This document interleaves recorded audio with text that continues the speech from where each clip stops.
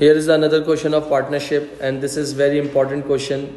Basic of partnership में मैंने आप लोगों से पहले प्रीवियस भी कहा था एक ऐसा क्वेश्चन करवाऊंगा जिसमें एब्सेंस ऑफ पार्टनरशिप एग्रीमेंट होगा, और एब्सेंस ऑफ पार्टनरशिप एग्रीमेंट होगा तो इसका मतलब है कि no interest on capital, no interest on drawing, no salary bonus commission, और share and profit share and loss equally distribute हो जाएंगे।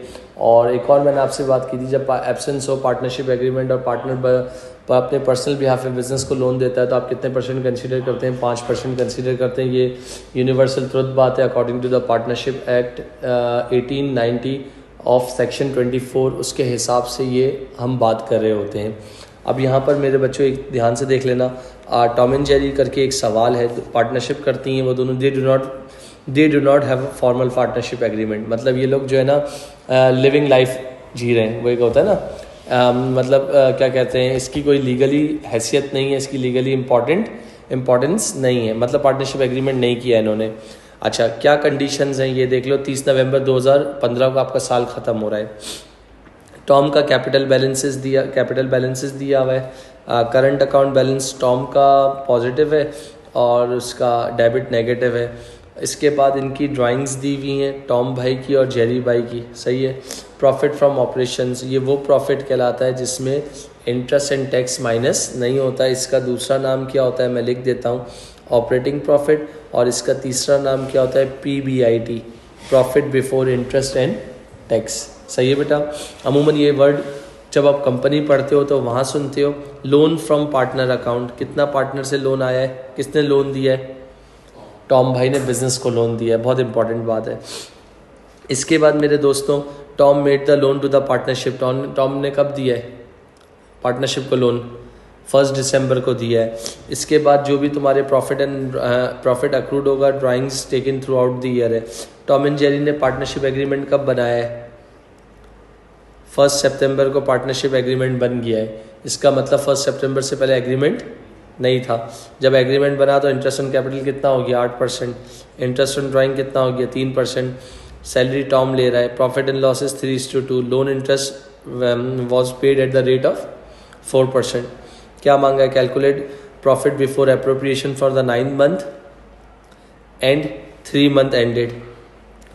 यानी अगर 9 मंथ, अगस्त में 9 मंथ कंप्लीट हो गए और इसके बाद क्या हुआ, सितंबर, अक्टूबर, नवंबर, इसका मतलब मेरा का जो अकाउंटिंग का जो साल शुरू हो रहा है दिसंबर पे शुरू होगा और नवंबर पे ख़त्म हो जाएगा। एग्री? यहाँ तक क्लियर सबको मेरे बच्चों? जल्दी बोलो। तो अगर मैं तुम लोगों से एक छोटी सी बात कह रहा हूँ जो कि समझाने वाली है, मैंने कहा this is called part A. कौन सा पार्ट है? मैंने अब तुमसे एक छोटी सी बात कहता हूँ जो कि समझने वाली है। वो क्या है, यहाँ पर लिख देते हैं तुम्हारा, लेट्स से कितना, 9 मंथ्स। 9 मंथ्स जो तुम काम कर रहे थे वो क्या था? विदाउट एग्रीमेंट था। इस बात को मानते हो? अब तुम्हारे पास प्रॉफिट फ्रॉम ऑपरेशन कितना दिया हुआ है, मुझे ये बात बता सकता है कोई बच्चा? ये देखो, प्रॉफिट फ्रॉम ऑपरेशन। अब प्रॉफिट फ्रॉम ऑपरेशन की अगर मैं बात कर रहा हूँ ना, तो कितना प्रॉफिट तुम लोगों के पास था? 12,600 था। मानते हो इस बात को या नहीं? तो मैंने तुमसे कहा प्रॉफिट फ्रॉम ऑपरेशन, तो मैंने कहा 12,800 मल्टीप्लाई बाय 9 डिवाइडेड बाय 12 कितना आ जाएगा, मुझे बता सकते हो?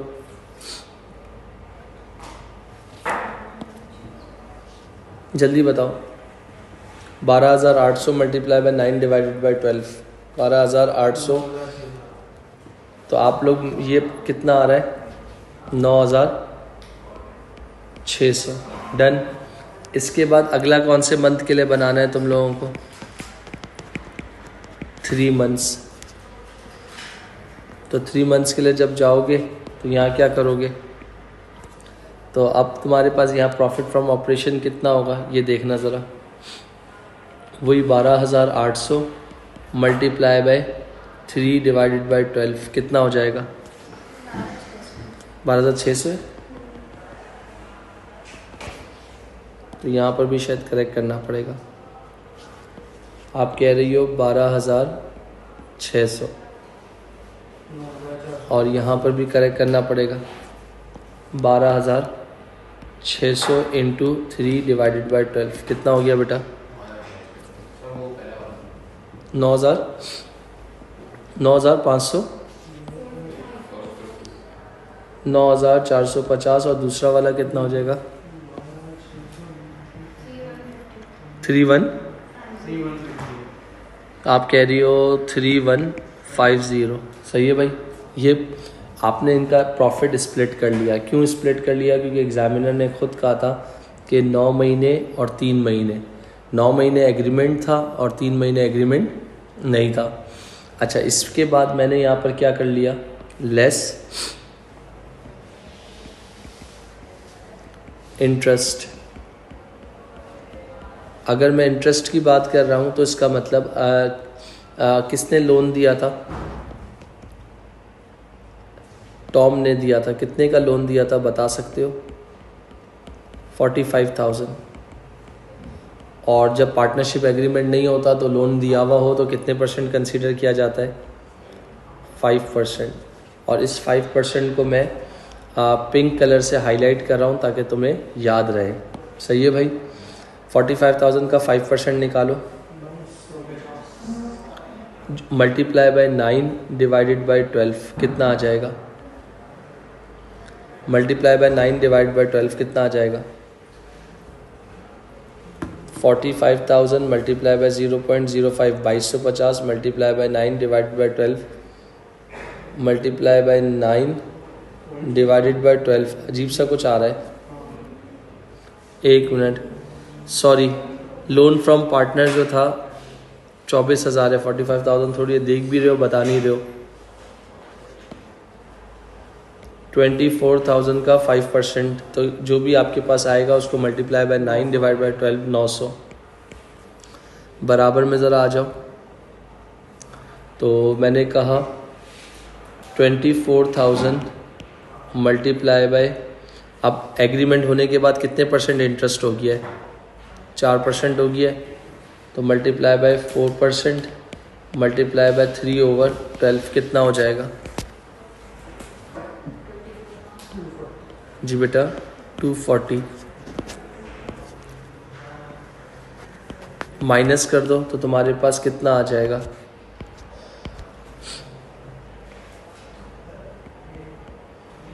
इसको तुम क्या कहोगे? Profit for the year. जल्दी से माइनस करके बताओ कितना आ जाएगा? 8,550 ये बन रहा है और दूसरा कितना बन रहा है? 2,910। ये आपके पास रिक्वायरमेंट थी जो फुलफिल हो गई। डन। एक आपके पास 9 मंथ वाली, वालेकुम, एक आपके पास 9 मंथ वाली कहानी थी और एक आपके पास 3 मंथ वाली कहानी थी। क्लियर? अब मेरे ख्याल से तुम लोगों को क्या बनाना है इसके अंदर? नेक्स्ट रिक्वायरमेंट पे आ जाओ। Prepare appropriation account. 9 मंथ का अलग बनेगा और 3 महीने का अलग बनेगा। तो इतनी ही जगह है मेरे पास और जो भी काम करना है मुझे इसी के अंदर रहते हुए करना है। चलो भाई, अब एप्रोप्रिएशन बनाना है तो एप्रोप्रिएशन बनाने में सबसे पहले नीचे क्या आता है? इंटरेस्ट ऑन ड्राइंग्स आता है। तो ये देख लेना भाई। तो इसका मतलब यहाँ पर अगर मैं आप लोगों से जितने भी बैठे हुए हो सबसे बात कर रहा हूँ, add interest on drawings. Sir क्यों लिख रहे हो? तो मैंने यहाँ पर क्या लिख दिया? Add interest on drawings. यहाँ देख लेना। जज़ाकल्लाह aunty. Add interest on drawings. अब इसमें 2 पार्टनर्स थे। कौन कौन थे बेटा? एक का नाम टॉम था और एक का नाम, अगर मैं आपसे एक छोटी सी बात कर रहा हूँ, एक का नाम टॉम था और एक का नाम जेरी था। तो इसका मतलब ना इसका इंटरेस्ट ऑन ड्राइंग निकला ना इसका निकला, टोटल कर लिया तो यहाँ पर लिख दिया डन, क्योंकि पार्टनरशिप एग्रीमेंट नहीं है। अगला स्टेप क्या होता है? Less interest on capital. Sir क्यों लिख रहे हो? आपको सिर्फ एक्सप्लेन करने के लिए लिख रहा हूँ, समझाने के लिए लिख रहा हूँ ताकि आपको ये बात पता हो। एक हो गया टॉम और एक हो गया जेरी, एक और ये दो, दोनों को टोटल कर लिया और ब्रैकेट में लिख लिया, डन। इसके बाद लेस सैलरी, बोनस या फिर कमीशन, किसकी? टॉम की या जेरी की? नहीं है, नहीं है, यहाँ लिख दिया। इन सबको जब सॉल्व करोगे आपके पास तो क्या आएगा? तो इसका मतलब जो ही तुम्हारा जो प्रॉफिट फॉर था वही तुम्हारा क्या बन जाएगा? Residual profit 8550, done.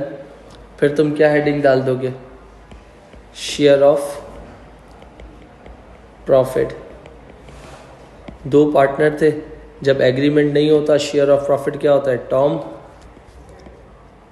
ये हो गया टॉम, ये हो गया Jerry. 8550 multiply by 1/2, 8550 multiply by 1/2, क्योंकि क्या हो जाता है? बराबर हो जाता है। 1/2 का मतलब कितना हो जाएगा? मेरे ख्याल से 4275, 4275, दोनों को टोटल कर लोगे 8550, तो इसका मतलब ये क्या हो जाएगा आपका? नील। कोई मसला? जी बेटा बोलो, यहाँ तक कोई मसला? अब असल गेम जो है ना बराबर वाले में है। इधर आ जाना टॉम पे। मैंने कहा ये क्या है? टॉम, और ये क्या है? जेरी। अगर मैं टॉम एंड जेरी की बात कर रहा हूँ तो टॉम की ड्राइंग्स कितनी थी? 8000 और 2800। इसकी थी 8000 और इसकी थी 2800। इंटरेस्ट ऑन ड्राइंग कितना था मेरे बच्चों? 3%। 8000 का 3%, फिर multiply by 3 divided by 12, multiply by 3%, multiply by 3 divided by 12, कितना आ जाएगा बता सकते हो? कितना आ जाएगा? मेरे ख्याल से ये बनेगा तुम्हारा 60 और ये बनेगा 21। 60 और 21 कितना हो गया? 81, डन। पक्का? इसके बाद मैंने क्या हेडिंग डाल दी? Less interest on capital. अब जब आप इंटरेस्ट ऑन कैपिटल की बात करते हो तो अगेन आपके पास दो लोग थे, एक क्या था? टॉम, और दूसरा कौन सा था? जेरी। इनका कैपिटल बैलेंस कितना था? 90,000, और कितने परसेंट बोला है? 8%। कैलकुलेटर प्लीज़ कर देना। 3 डिवाइडेड बाय 12 और 54,000 इंटू 8% मल्टीप्लाई बाय 3/12, कितना हो जाएगा? ऊपर वाला 1800 और नीचे वाला 1800, और मेरे ख्याल से 1080 जहाँ तक मुझे वैल्यू याद है, चेक कर देना प्लीज़। तो ये कितना हो गया? 2880। तो इसका मतलब ये देख सकते हो, ये हो गया, ये देख सकते हो, ये देख सकते हो, ये देख सकते हो। यहाँ कितना हुआ? 81, और यहाँ कितना हुआ? 288। अब आपके पास सैलरी कोई थी, किसने ली थी बेटा? लेस, मेरे ख्याल से सैलरी तुम्हारी ली थी टॉम ने, तो यहाँ लिख दिया टॉम। और कितनी सैलरी ली थी? 16,216। 16,216 मल्टीप्लाई बाय 3 डिवाइडेड बाय 12, कितना हो जाएगा बता सकते हो?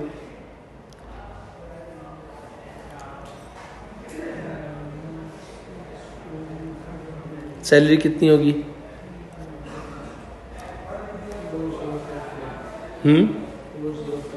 40, सही है, 4054। तो ये सैलरी आ गई।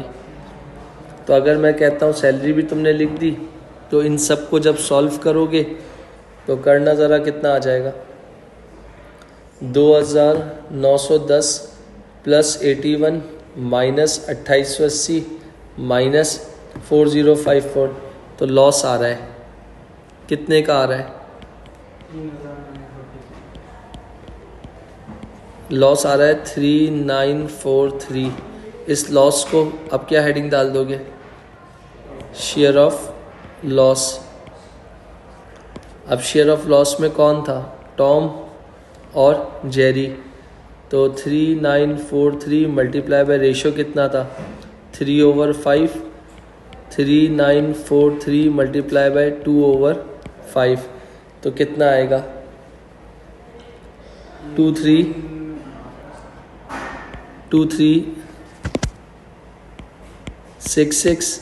और दूसरे वाले का कितना आ रहा है? 1577। तो ये टोटल कितना बन जाएगा? 3943। तो ये क्या हो गया? नील। एग्री।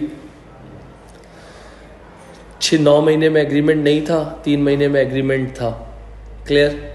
नेक्स्ट पार्ट में तुम लोगों को क्या बोला हुआ है, वो भी अगेन प्रिपेयर करंट अकाउंट बनाना है। अब करंट अकाउंट कंबाइन करके बना दूंगा क्योंकि वो थोड़ा सा इम्पॉर्टेंट भी है और थोड़ा सा मेन भी है, तो ये देख लेना। आई थिंक इतना काफ़ी है। तो मैंने कहा ये बना रहा हूँ करंट अकाउंट किसका? ये टॉम का, और ये किसका हो गया? जेरी का। ये हो गया टॉम का और ये हो गया जेरी का। डन। यहाँ लिख दिया मैंने बैलेंस ब्रॉट डाउन, और यहाँ मैंने लिख दिया बैलेंस ब्रॉट डाउन। एक का बैलेंस कितना था? 18,000 क्रेडिट, टॉम का 18,000 क्रेडिट, और दूसरे का कितना था? 10,800 डेबिट। 10,800 डेबिट। फिर यहाँ आती हैं ड्राइंग्स। ड्राइंग्स किसने की थी? 8,000 और 2800। तो यहाँ लिख दिया 8,000 और 2800। फिर आता है तुम्हारा इंटरेस्ट ऑन ड्राइंग्स। मेरे ख्याल से इंटरेस्ट ऑन ड्राइंग्स जो था ना, वो सिर्फ ये था 60 और 21। सही है भाई। इसके बाद आता है शेयर ऑफ लॉस, क्योंकि अलग अलग था। शेयर ऑफ लॉस 2366 था, और इसका कितना था? 1577। फिर आता है interest on capital. Interest on capital कितना था? 1800 और 1080। अच्छा, सैलरी एक ही बंदे की थी, टॉम की, 4054। एग्री? तेज तो नहीं जा रहा। इसके बाद आता है शेयर ऑफ प्रॉफिट, जो कि विदाउट एग्रीमेंट में आया था, इक्वली डिस्ट्रीब्यूट 4275 और 4275। और फिर एक मेरे ख्याल से कुछ था तुम्हारा लोन इंटरेस्ट। लोन पार्टनर का जब लोन होता है तो वो इनकम स्टेटमेंट में नहीं एडजस्ट, सिर्फ एक्सपेंस में जाता है, एसओएफपी में नहीं जाता। लोन इंटरेस्ट कहाँ गया? लोन इंटरेस्ट ये था तुम्हारा 900 और 240। कितना हो गया? 900 और 240 कितना हो गया? 900 और 200 1140। तो टॉम में डाल दिया। डन। कोई मसला? अब आपको क्या करना है दोस्तों, इसकी बैलेंसिंग करनी है, और बैलेंसिंग कैसे होगी वो इम्पॉर्टेंट है। सबसे पहले मैंने कहा ये टॉम की कौन सी साइड है? डेबिट। और ये टॉम की कौन सी साइड है? Debit, sorry credit. मैंने इसको येलो कलर से आइडेंटिफाई कर लिया। मैंने कहा ये जेरी की कौन सी साइड है? क्रेडिट और डेबिट। और ये जेरी की कौन सी साइड है? क्रेडिट। मैंने आखिर में भी इसको ब्लू कलर से रेक्टिफाई कर लिया ताकि मेरे लिए इजी हो जाए। टॉम में मेरे ख्याल से डेबिट साइड ही बड़ी है। कितनी? 29,269। और उसमें से इन सबको मैंने माइनस कर दिया, तो बैलेंस कैरेट डाउन कितना आ गया टॉम का 18843, ये क्लोजिंग था तो यहाँ की क्या बन जाएगा बेटा 18843। इसका मतलब है टॉम के अकाउंट में, टॉम ऑलरेडी पहले भी पॉजिटिव था, अब भी क्या है पॉजिटिव है। डन हो गया। उस पर आ जाओ ज़रा जेरी के ऊपर। अगर हम जेरी की बात करें तो जेरी की मेरे ख्याल से अगेन डेबिट साइड ही बड़ी है, तो ये इसका बनता है 15,198 और 15,198 में 1,080 अगर निकाल दो, 4275 निकाल दो तो कितना बचेगा। Balance carried down 9843। डन हो गया। तो ये यहाँ के क्या बन जाएगा, ओपनिंग बन जाएगा कितना 9843। इसका मतलब ये अभी भी क्या है नेगेटिव में है, जितना इसको प्रॉफिट नहीं होता उतना ये खर्च कर देता है 15198। क्लियर बेटा। यहाँ तक, यहाँ पर आपके पास क्या होगा इधर देख सकते हो। इसके बाद कैलकुलेशन तो ऑलमोस्ट कंप्लीट हो गई। इधर देखना क्या लिखा हुआ है, the partnership is considering expansion. Partnership क्या चाहती है, एक्सपेंशन चाहती है, और वो क्या कंसिडर करना चाह रही है बेटा। अगर आप देखते हो तो उन्होंने बोला कि हम इसको अपने बिजनेस को क्या कर देते हैं, नया एडिशनल नॉन करेंट एसेट खरीदना है जिसकी कॉस्ट 60,000 रुपये। State the difference between capital expenditure revenue expenditure. पता है capital expenditure are those expenditure which incurred on fix asset. Number 1 purchase of fix asset, any major changes in fix asset, क्या कहते हैं, for example in short we can say that कि मैंने एक split purchase किया अपने father की दुकान से। स्प्लिट की कॉस्ट थी 1.5 टन का हायर, मैंने 92,000 का ख़रीदा। बाबा ने कहा कि ये आपका जो खर्चा आएगा ना 1,20,000 आएगा। मैंने कहा बाबा आप तो कह रहे हो 92,000 का स्प्लिट है। तो बाबा ने कहा कि जो सदर से लेकर आपके सेंटर तक जब भेजूंगा ना मैं, तो उसका किराया यानी उसका कैरेज, फिर इसका फेयर, यानी फिर उसके बाद उसके जो रॉड्स होते हैं जिस पे आउटडोर रखा जाएगा या इनर रखा जाएगा, उसका सामान, उसकी वायरिंग, उसकी लेबर, सब मिला के 120,000 होंगे। तो ये सारी कॉस्ट क्या होगी, they are part of capital expenditure. This is called one time expenditure. AC एक बार लग गया बार बार नहीं उतरेगा, तो this is called one time expenditure. गाड़ी का इंजन चेंज हो जाना one time expenditure, capital expenditure. गाड़ी में पेट्रोल डलवाना रेवेन्यू एक्सपेंडिचर। तो अब उन्होंने बोला है capital expenditure are recorded as non current asset in the statement of financial position, whereas revenue expenditure are entered in the income statement. एक business का एक्सपेंस है और एक बिजनेस का नॉन करंट एसेट है। If a capital expenditure is wrongly included, अगर आप capital expenditure को रॉन्गली इंक्लूड कर देते हो इनकम स्टेटमेंट में, तो उसके साथ आपके साथ और उसको कैपिटल एक्सपेंडिचर गलती से एक्सपेंस ट्रीट कर लेते हो, तो उसका जब एक्सपेंस ट्रीट कर लोगे तो प्रॉफिट क्या हो जाएगा, कम हो जाएगा, और आपका नॉन करेंट एसेट क्या हो जाएंगे, एसओएफपी में बढ़ जाएंगे। फिर उसके बाद ये भी आपके पास हो सकता है जो चीज़ें आएंगी, और प्रॉफिट के साथ साथ एसेट्स की वैल्यू भी बढ़ जाएगी। तो however cost of capital expenditure is charge to the income statement as depreciation expense. आप ये कर सकते हो कि भाई नॉन करेंट एसेट खरीदा, वो आपने उधर डाल दिया नॉन करेंट एसेट में एसओएफपी में, और जो उसका डेप्रिसिएशन निकाली वो उसको एक्सपेंस बना दिया। This is called revenue expenditure. Clear. फिर उसके बाद मेरे दोस्तों यहाँ पर देख सकते हो, identify explain one accounting concept related to depreciation. Depreciation से सबसे मशहूर अकाउंटिंग कॉन्सेप्ट क्या होता है आपके पास, एक तो आपके पास क्या हो गया, प्रूडेंस हो गया, सही है, और दूसरा आपके पास क्या हो गया, एक्रूवल्स स्लैश मैचिंग। ये दोनों हैं, इसके अलावा और भी होते हैं। एक हो गया कंसिस्टेंसी, मतलब ये दोनों फेमस हैं, अगर और कोई पूछता है तो कंसिस्टेंसी मेंशन कर सकते हो। इसके बाद बोला discuss 2 possible sources of finance which could be use to fund the purchase of additional non current asset. Finance बोले 2 पॉसिबल सोर्सेज।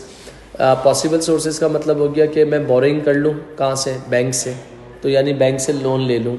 और अगर मैं फॉर एग्जांपल इस तरीके की बात करता हूँ तो उन्होंने बोला है recommend the most appropriate source of finance for the partnership, justify your answer. पहले तो ऊपर वाले का आंसर देख लें।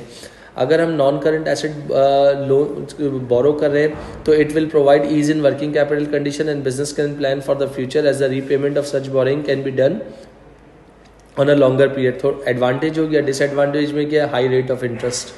फिर या क्या हो सकता है, एडिशनल कैपिटल बाय पार्टनर, यानी जो हमारा पार्टनर जो है अपने पर्सनल बिहाफ पे पैसा डाल दे बिजनेस में, जिसको हम एडिशनल कैपिटल कहते हैं। तो no outsider influence on the business and interest payment can be saved. Capital is limited to personal resources, एक एडवांटेज या लेना है या एक डिसएडवांटेज देना है। तीसरा क्या है कि admission of a new partner. यहाँ कौन थे, टॉम एंड जेरी थे भाई, इनको पता है कि शॉर्टेज ऑफ कैश है, तो इसका मतलब एक नए पार्टनर को ढूंढ लो। तो ए लेवल की ज़बान में उसको एडमिशन कहते हैं।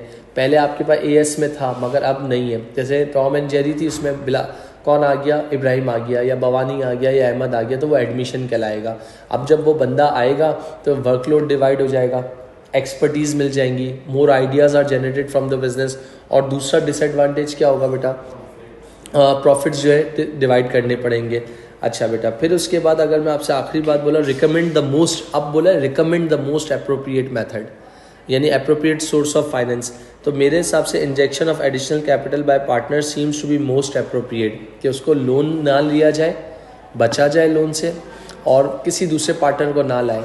अगर आपके पास सहूलत है, आपके पास अगर सहूलत है तो अपना पर्सनल कैपिटल इंजेक्ट कर दो। यानी क्या लिख सकते हो, injection of additional capital by partner seems to most appropriate source of finance for the partnership. It does not need to be repaid, हमें रीपे करने की ज़रूरत नहीं होगी। Moreover no outsider influence on the business and interest payment can be safe. जहाँ हमें दूसरे को इंटरेस्ट देना पड़ेगा, ज़्यादा देना पड़ेगा, यहाँ पर थोड़ा कम देना पड़ जाएगा। जहाँ हमें रीपे की टेंशन होगी तो यहाँ जिसका है वो आहिस्ते आहिस्ते जब भी बिजनेस सेटल होगा वो खुद उसको विड्रॉ कर लेगा, निकाल लेगा। तो this is the complete question of कौन सा, बेसिक्स ऑफ पार्टनरशिप।